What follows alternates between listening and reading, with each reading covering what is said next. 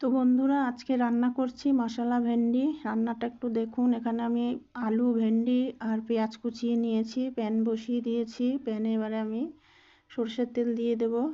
তেলটা গরম হয়ে গেলে আমি ভেন্ডিগুলো এবারে ভেজে নেব। আগে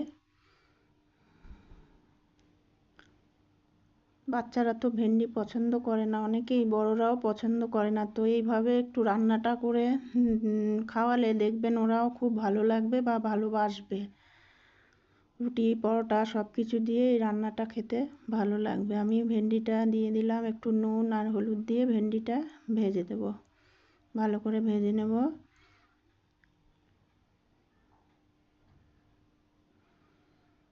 লাল লাল করে আমার ভেন্ডিটা ভাজা হয়ে গেছে। আমি এবারে ভেন্ডিটা তুলে নেব। আমার ছেলে তো একদমই ভেন্ডি পছন্দ করে না, তবে এইভাবে একটু রান্না করে দিলে বা শস্য পোস্ত দিয়ে কাই করে দিলে ও খেতে তাও একটু রুটি দিয়ে খায়। আর একটু ওই প্যানেই আমি তেল দিয়ে দিলাম, জিরে আর শুকনো লঙ্কা একটু ফোড়নে দিয়ে দিলাম।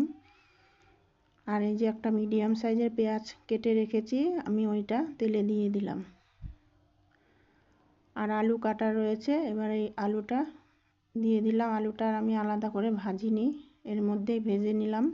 আর এখানে কাঁচা লঙ্কা, রসুন, আদা আর একটু টমেটো আর কিছুটা পেঁয়াজ নিয়ে বেটে নেব মিক্সিতে। আর এখানে গুঁড়ো মশলা অ্যাড করলাম, নুন, হলুদ, জিরের গুঁড়ো, ধনের গুঁড়ো আর একটু কাশ্মীরি লঙ্কার গুঁড়ো দিয়ে ভালো করে নাড়িয়ে চাড়িয়ে নিলাম। আর এই মশলাটা পেস্ট করে নিয়েছি সেইটা আমি দিয়ে দিলাম। এবার ভালো করে নেড়ে একদম মশলাটা তেল ছাড়বে ততক্ষণ অবধি নেড়ে যাব। দেখুন কি সুন্দর হয়েছে, তেল ছেড়ে দিয়েছে। এবারে আমি ওই ভেন্ডিটা অ্যাড করে দেব। তার আগে আমি একটু কসুরি মেথি দিয়ে দিলাম, এতে ফ্লেভারটা খুব ভালো হয়, খেতেও সুস্বাদু লাগে, বিশেষ করে গন্ধটা ভালো লাগে। এবারে ভাজা ভেন্ডিটা আমি এর মধ্যে অ্যাড করে দেব। ভালো করে আমি একটু নাড়িয়ে চাড়িয়ে নেব।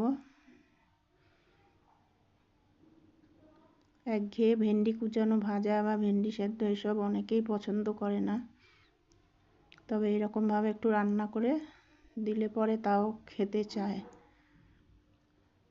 এবারে আমি নাড়াচাড়া হয়ে গেছে, মিক্সি ধোয়া জলটা আমি দিয়ে দিলাম। সামান্য জল তো দিতেই হবে, আলু সেদ্ধ হবে। এবার নাড়িয়ে চাড়িয়ে আমি ঢাকা চাপা দিয়ে দেব। এবার কিছুক্ষণ পরে দেখি আলুটা আমার একদম সেদ্ধ হয়ে গেছে বন্ধুরা। এবারে আরেকটু রান্না করে নেব।